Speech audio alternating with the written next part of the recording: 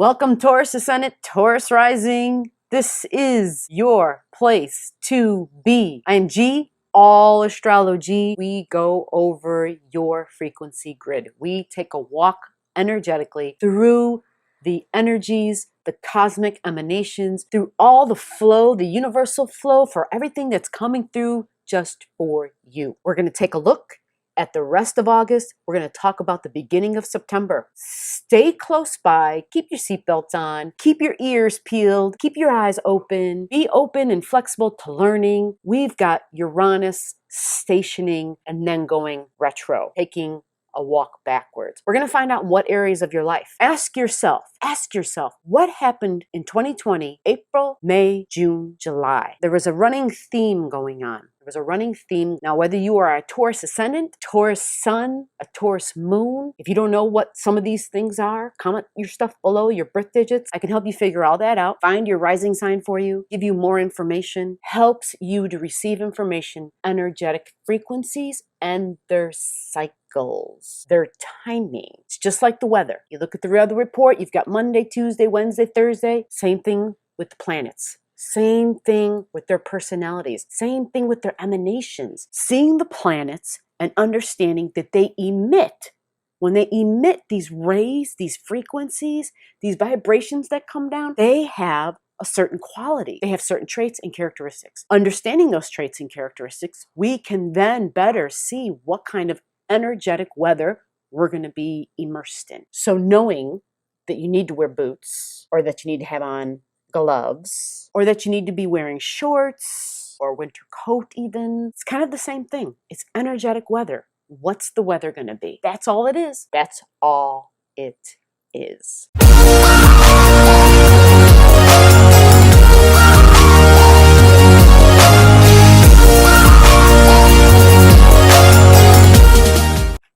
Keep in mind about Uranus. Uranus is shocks and surprises. And that's crazy, right? Because Uranus is in your sign, Taurus. So I have been calling it Tauranus. Taurus energy is stubborn. It's fixed. It's got this, it gets comfortable and it doesn't want to move. So today, we are going to spend a good portion of the time diving deeper into your energy. Whether this is your sun sign, whether it's your rising sign, it does not matter, because we, as beings, we all have Taurian energy somewhere in our life, no matter who we are. A human being has 360 degrees that make up who they are. 360 degrees that make up who they are. Taurus has 30 degrees to it. So the question becomes, where are the 30 degrees of Taurus energy in your life? What area? Because when we find out what area, when we find out what house they're in, we can decode the area of your life that your Taurus energy is in. So let's dive into it, and we're going to go deep. We are going to go real deep when we talk about Taurus energy, but we're also going to go over three things. Taurus energy, we have to dissect it a little bit. We have to dissect it because when we look at Taurus energy, hold on, I need a tool. When we have this, okay, energy runs along a polarity. And what that means is there is this line of energy. So we have Taurus energy here and Scorpio energy here. Now, I've just also recorded a Scorpio video. If you are a Taurus, you want to watch also the Scorpio video, because knowing both parts of this same line of energy helps you to fully understand more degrees of your being. Because let's look at this. If Taurus is at one end and Scorpio is at the other end, when we look at your chart, then we're talking about two areas of your life. So when you understand both those areas of your life, when you understand where those energies are, anytime you hear them talked about in another video from somebody else, you automatically know, ooh, I heard someone say Scorpio. I know Scorpio. I'll give you an example for me. Someone says Scorpio to me, I know Scorpio energy is automatically in my 7th house. And I'm like, whoa, that's going to be happening in my 7th house then. And if I know about my 7th house, or even if I don't, I can find out. That's a very quick Google search. All you got to do, what is 7th house? What does it mean? And there will be keywords that break it down for you, right? 7th house, partnerships, important, significant partnerships, marriage, business, money, any kind of work you do that is considered one-on-one, significant one-on-one. So you're sitting down, you're counseling, you're talking, you're talking face to face. You know, you might be somebody who gives guidance to people, that kind of work. Any sort of counseling work, any sort of one-on-one work. This is that seventh house energy. These are significant relationships, significant partnerships. Then when I say, well, what about Taurus energy? Where would that be in my life? Taurus energy would be the exact opposite of the Scorpio energy. So that would be in the first house, because opposite of the seventh is the first. There are some basics that help that you have the understanding of. And if you don't, that's fine. That's why you listen to somebody like me. And we simply say, okay, this is going on in this area of your life, without giving you all the major details below the surface. So when we talk about the upcoming frequencies, when we talk about Uranus energy is shocks and surprises and, oh my God, I can't believe that.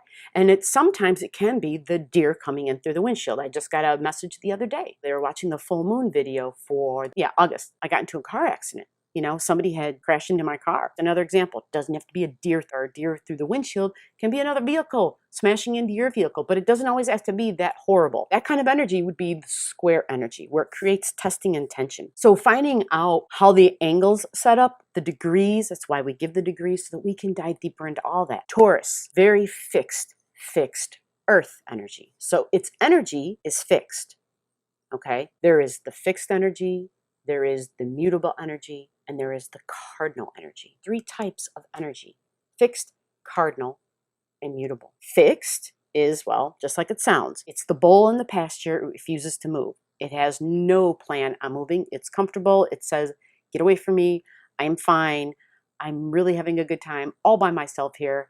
And it's okay, because as long as I got some food, I've got some sunshine, I'm at peace. And that's all the bull wants, is peace. The next energy is the cardinal energy. And that one is all about let's go and do. Let's start. Begin is a great keyword for cardinal energy. It's all about let's go. Let's begin something.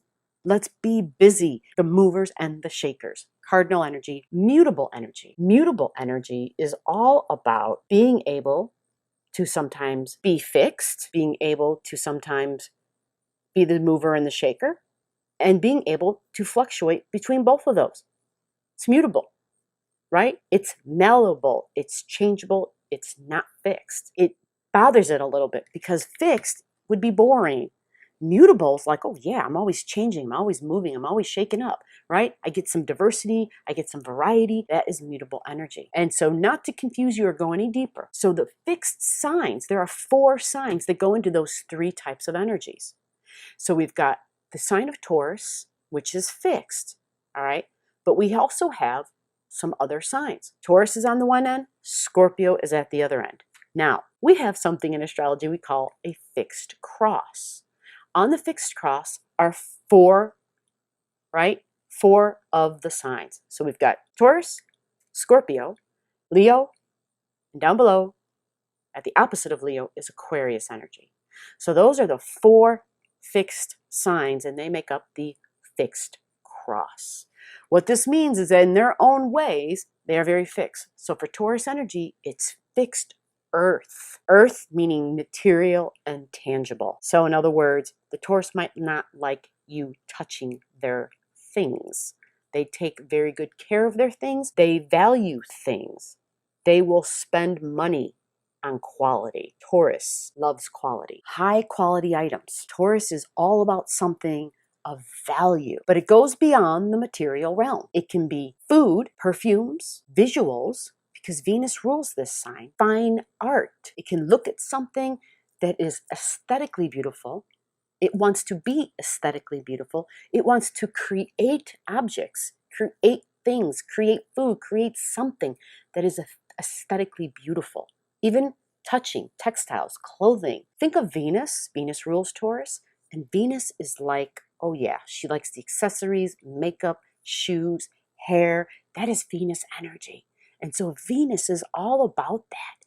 Venus is your tangible material world, the money. Taurus energy is your resources, your income. It's what I value. What do you value? Remember Taurus energy. When you're working and you're making money, it's what is incoming. It is what you take in. It is what you value and grab a hold of.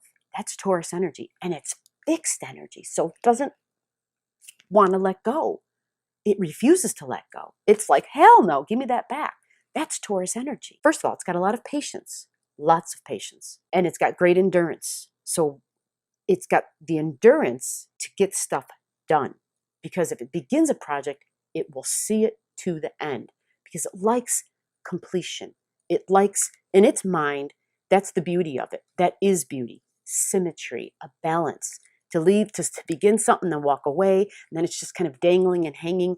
It doesn't feel right. It's not beautiful. It's not finished. It's not finished. So for Taurus energy, they're going to have this patience. They can work on long-range projects. They really do work best alone, but they can work within groups. They can work with other people. Really depends on their private natal chart. But when a Taurus has been patient, has been understanding, if it gets angered, it usually is slow to anger. But if it does get angered, remember the bull in the pasture. What happens? It moves quickly. It charges. The bull will charge. You mess with the bull, you get the horns. All you gotta do is think of the animal. And this is how we learn all these things. We observe nature. We observe the elements. We observe our physical world around us. And we understand the locations of things in the sky. This is what the ancients did. And everything I'm sharing with you has all been written down and documented thousands of years before me. So this is not new knowledge, but it is if it's new for you. So here we have the Taurus energy and the bull getting angered, right? It's got all this patience. It's very reliable, very dependable. If you get in good with a bull, it's going to take care of you. It's going to make sure you're taken care of. It lavishes money and gifts because it's Venus ruled. It takes care of those that take care of it. So if you're smart, if you know a bull, if you know a Taurus in your life, you treat it right, you take care of it, and it will pay it back. It will reciprocate towards you in ways that you hadn't thought possible. But if you anger that bull, and what happens is it goes to the opposite side. And the opposite end, I should say, of its energy is the Scorpio energy. And what happens with Scorpio energy? Scorpio energy is deep and powerful. So these two signs can be great folks to have on your team. You don't want to have them, as your enemies. You'd much rather have them as your peers, as your friends, as your coworkers, as a comrade, with the stability, with the endurance, with the work ethic, with this I started it so we should finish it, with this desire for quality. But if you anger it and it goes down to the Scorpio energy, it has the power. This is the soul's power. Remember, the Scorpio has two ruling planets. It's got Mars, who was born to fight, who popped out with a knife in each hand, ready to go at it, and Pluto. And Pluto's the soul's power. Pluto is the I cannot die power. Pluto is, even if you burn me, even if you beat me, even if you just do all these horrible things to me, I'm never going to die. Or I will appear to have died, but somehow, as the phoenix does, it rises from the ashes and it flies away. And it's alive again and vibrant. Understanding both parts, both possibilities of expressing energy, regardless of what your sign is, you have Taurus and Scorpio energy in your life. So when we dip further into the timing of frequencies, the timing of the emanations of energies that are coming, but right before the August new moon, we have the planet Uranus. Uranus stands still, but it starts to slow down, right? August 12th, 13th, 14th, 15th, it stops and it starts to move backwards, right? It's going forward, just like a car, you're driving forward, but you have to stop, put it in reverse, and then go backwards. The only way you're aware of this is if you are aware. You have to be observant. You have to allow yourself to be the watcher of your life. You have to be willing to observe. This is the only way you'll be able to see all this happen. And once you are able to get into a state where you're willing to be the watcher, when you're willing to be the witness of your life, the witness of the world around you, of the outer world, you will learn a lot. You will become a wise one, realizing that you could learn so much more by observing. To watch that person walk through that door and see that, oh, there's a stick there that hits them in the head, that if I walk through, I should probably duck first, right? Observe. The power of observation is very underrated. But think about a scientist. What do scientists do? They create an experiment in a controlled environment with certain variables, and they spend the rest of the time observing, watching, and documenting. That's how you learn. Observe, document, and after you've done all the observing and then the documenting, you have more knowledge. You have a greater understanding, a greater layer of information that you can add to the information you already had. So Taurus energy, Uranus is going retro in your sign. This happens in your first house because we're talking about Taurus ascendant, Taurus rising. Now, if you're a Taurus sun, this will affect you. You would want to know what degree your sun is at. And when I say you're a Taurus sun, that would be your birthday, because your rising sign is not your birthday. Rising sign is not the birthday. To find your rising sign, there are a few ingredients you need to have. Number 1, birth time. Number 2, birth date. Number 3, birth city and birth state. Yes, the location is very important. Those 3 main things, birth time, birth date, birth city, birth state, show the astrologer what your rising sign is. So if you want your rising sign, comment your digits below. Uranus energy. Uranus standing still, shocks and surprises the awakener. This happens at 10 degrees and 43 minutes. Now, I asked you a question in the beginning of the video about the months of April, May, June, and July, because Uranus is going to go backwards. And what that means is it is going to be going over degrees, areas of your life, and the areas of your life it's going to be going back over are the areas of your life in your Taurus energy, meaning your money, your income, your moolah, your resources, your love, who you love, what you love. Taurus energy is your relationship energy, right? Because it's ruled by Venus. Do you love yourself? Is there a new layer and a new understanding of your value, of how you are a value now? Taurus energy in Uranus and Taurus energy, this is groups. Uranus is all about advancements for humanity. So it could be electronics, devices, technology. There could be inventions that we hear about. Anytime a planet stands still, the power of that planet is magnified big time. So we feel it. We start to understand it intimately. We pay attention and we see, whoa, this happened, that happened. And we're like, oh my gosh, that was that Uranus thingamajigger that G was talking about. Yeah. So if this is in your first house, Taurus, this could be your body. The first house represents your physical body. If you have those degrees right on your ascendant, this could have to do with where you're living, because that is what the ascendant is. It is where your physical body is located. Are you moving? Have you been thinking about moving? It's a possibility. You could be moving. You could be changing your look. You could be going through transformational changes in the way that you look. Maybe it's something as very simple like changing the hairstyle. Maybe it's something more deep though. Maybe someone's having cosmetic surgery. So Uranus and Taurus, this is what's going on. And this is going backwards all the way until January. So this is an area of your life, Taurus, that is going through transformation. But remember what Uranus is all about. It's trying to show you that it wants you to be innovative. Remember, Uranus, it's not just the scientist, but it is the inventor. So it's a time where you get to recreate your appearance, recreate how people see you. How did people used to see you? How do people see you now? Are you happy? Are you happy with your appearance? Are you happy with how the world sees you? What is the cover of your book? What's it about? If I look at the cover of your book, if I look at your appearance, what is it going to tell me? Because that is what the first house is. It's the cover of the book. It's the movie cover. You look at it real quick and you're like, oh, this is that. August 18th, we have a new moon in Leo energy. Okay, you hear the word Leo, that's fixed energy. Remember where we had with the lighter in the beginning?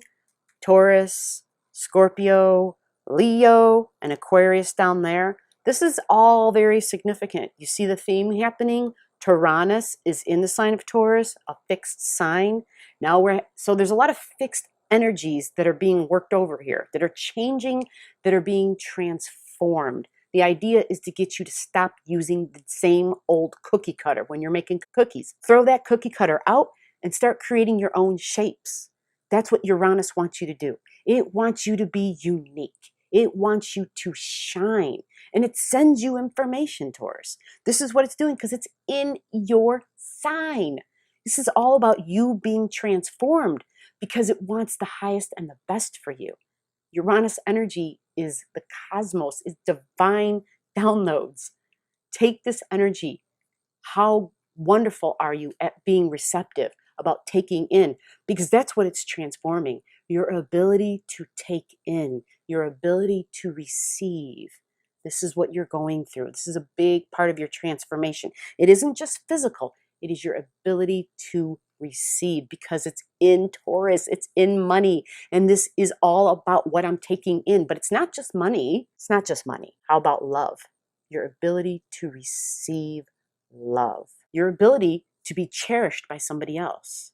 Your ability to be comfortable with somebody valuing you for who you are exactly as you are. That you don't have to change anything. That you're good enough the way you are. Imagine that there is somebody out there that accepts you for all the degrees of your being, just as you are. Uranus wants that for you.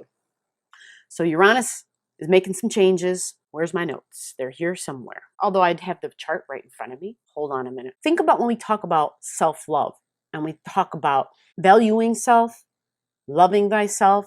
And when we do that, when we show ourselves, when we cherish ourselves, then we start changing our own frequencies, our own vibrations that we emit.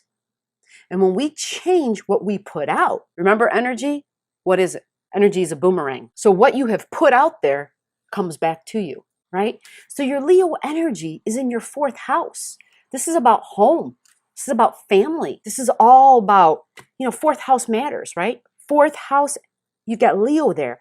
So there's power when you're at home. Leo is that creative energy, that creative force. So you're in the home. You have this great ability to create from home. A lot of people would be like using that energy to have babies. Yeah, that's definitely what that would be. You could have lots of babies with that kind of energy, with that kind of force. You've got Leo power, right? That's the sun, that's the vitality, that's the strength. But it's the divine creative force is that Leo power. In the home, in the fourth house placement for you, Taurus ascendant, Taurus rising, right? Leo is all about having fun. Being creative for you is how you have a good time. There's this childhood thing attached to it because there's something connected to it where it feeds your emotions, right? It adds to your emotional inner security. But Leo energy wants to have fun with its body. It's not just like, let's pull out a board game, right? It might be bored just doing that, bored with the board game, right? Leo energy is being physical, is being active. I have a good friend who is a Taurus ascendant and is a baker, baking in the home. Baking is very physical work if you're doing real baking. It's hands-on, you're kneading dough, you're making things from scratch. It's very physical, on your feet all the time. So creating, what ways do you create in the home? What else is the Leo energy going to be about, right? Playing games, having fun. You can be creative at home without being all up in the food. But as a Taurus, that would likely be a really easy thing for you to do, because Tauruses are all about the senses, the taste, the touch, the smell, how it looks visually. Is it beautiful? Like, that's Taurus energy. It wants things that are beautiful. I can't tell you how many people and so many of these Taurus risings and Taurus suns, they cut hair, they're beauticians, they do makeup, they're, and a beautician might be an old school word, a stylist, cosmetologist. That's all Taurus stuff, because Venus rules Taurus energy. Venus wants everything around her to look beautiful, right? So they're making people beautiful, okay? Bakers make food beautiful. Sometimes it's about how you can make the home beautiful, like painting, crafting, whatever it could be. You having in and honing in on your wishes for creativity in the home. But not just the creativity aspect, but having fun, laughter, having a good time in the home. And what's fascinating is that Mars is in fiery Aries energy.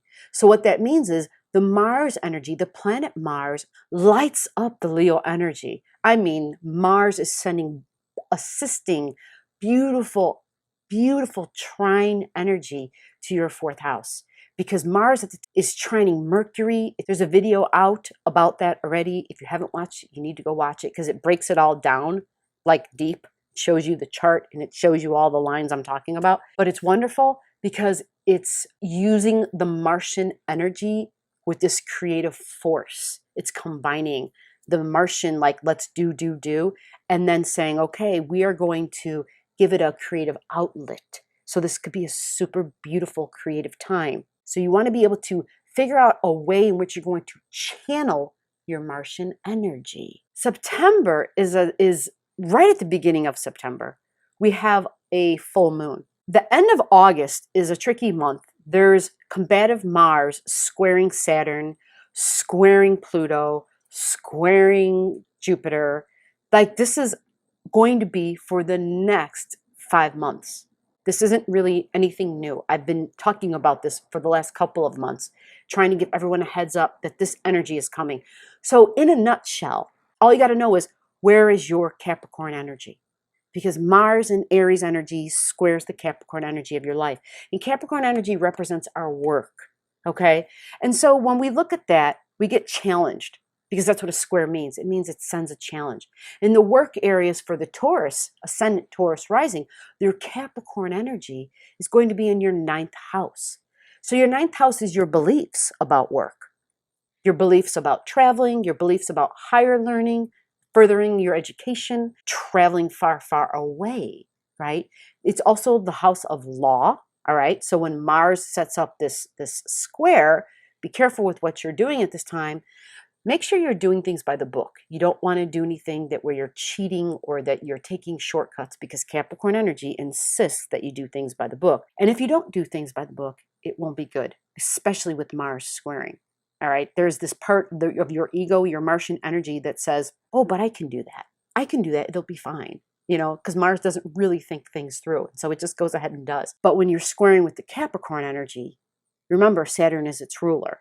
And Saturn is, remember, it's Simon. Simon says, and what happens when you don't listen to what Simon says? You get pushed back all the way to the beginning of the line, or to the back, and then you have to start all over again. So we know Saturn to slow things down. Well, we understand when we look at the world and what's going on, there's lots of rules and restrictions that are being imposed upon us, but it is for the greater good, for the group, and this is the way to go. This is the way to think.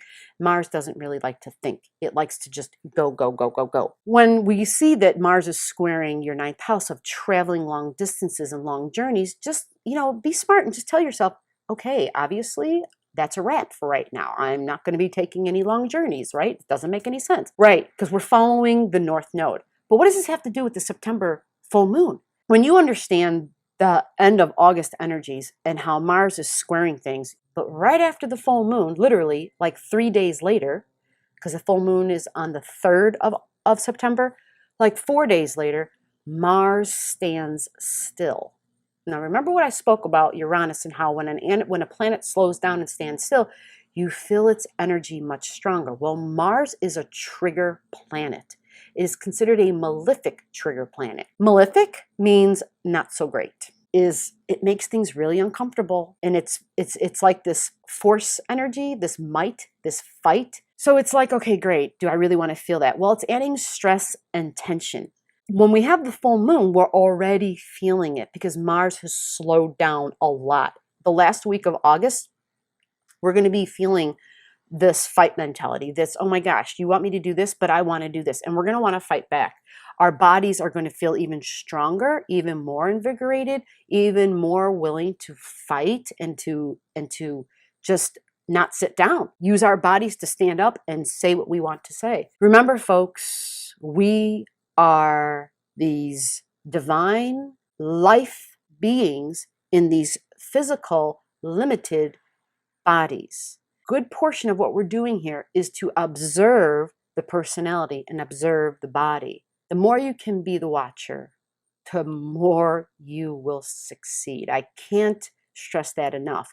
You will literally start an act of initiation yourself. You will literally start an act of ascension when you make a point to create another degree of your being outside of the 360 degrees that you came in with. I believe we have multiple layers of 360 degrees to our beings. So with that said, when you learn to create that, when you insist, when you take yourself by the hand and say, okay, wait a minute, I want to observe. I want to really hone in on this watcher mentality. I really want to learn. I really want to elevate. This is how we do it. By becoming the observer, by becoming the watcher, by saying, I'm going to be the witness this time. Those are wise words. And so the fight makes right? I'm going to just do what I want to do. This is all that last week of August going into September. And then we start September with this full moon. The full moon for the beginning of September is in Pisces, okay? It's in Piscean energy. Now, Piscean energy is water. It's flexible. It's mutable. It wants to just go with the flow. So that part of it is nice. Piscean energy is ruled by Neptune. And Neptune is all about illusions and delusions, right? How clear of a critical thinker are you? Because it tests it. Well, it's a full moon in that, right? So it's waters. We're going to see the cool thing about this, the what I love about this full moon, all the stuff in Capricorn is literally sextiling this full moon energy. Full moon in Pisces, 10 degrees and 12 minutes. Find out if you have 10 degrees and 12 minutes in Pisces, where is that in your life? What area of your chart? But we also have the transiting Ceres, the food, going through there at the same time, which is interesting. I know we're going to have issues around Ceres and around our food coming up in January of 2021. We already went through 2020. We're not going back to January 2020 or the first 6 months. We don't want to go back there. Ceres, which is our food, our grains, we're going to have some issues in 2021. And so all we need to know in advance is if you have the ability to stock up in a smart way, you would want to start doing that. I'm not, this is not about fear. This is just about planning and using the energetic weather to plan ahead. The full moon in Pisces at 10 degrees. This happens, Taurus, for you. I'm going to tell you, in your 11th house. 11th house, this is friends. This is groups. This is your social circle. This is your big energy, right? This is the people that you get along with, where you ascend because it's your Pisces energy. You sacrifice with these folks. This is your networking in those areas because it's all in the 11th house. So are you working with people, whether it's on your internet, whether it's through social media? Is there a group of people that you connect with? Remember, the 11th house is Uranus energy. So here we go. Uranus-themed stuff keeps coming back. It's your 11th house again. It's like Taurus, you're really learning a lot about group energy. You're really expanding. You're growing in ways. And I can speak to this growing, expanding. But what we're doing is we're doing it in ways where it includes people in our life. It's not just about me, and it's not just about my significant one-on-one. It's about on a grand scale. This is the 11th house. Your 11th house is group energy. They can be good friends, but we're talking, you're touching in, you're meeting people. You're meeting people within your community. You're meeting people out there in the world via the internet. This is all about that. You're realizing, you're learning that by using social media, this is helping the money, right? This is where your North Node is for the next 16 months of your life. You've got the North Node in your second house. And so this is your money, this is your income, this is the moolah, the dinero. I love this for you, Taurus. I love you're learning to grow within groups. And at the same time, you're learning how to retain your individuality, your unique individuality within the group. Taurus, take this and ascend.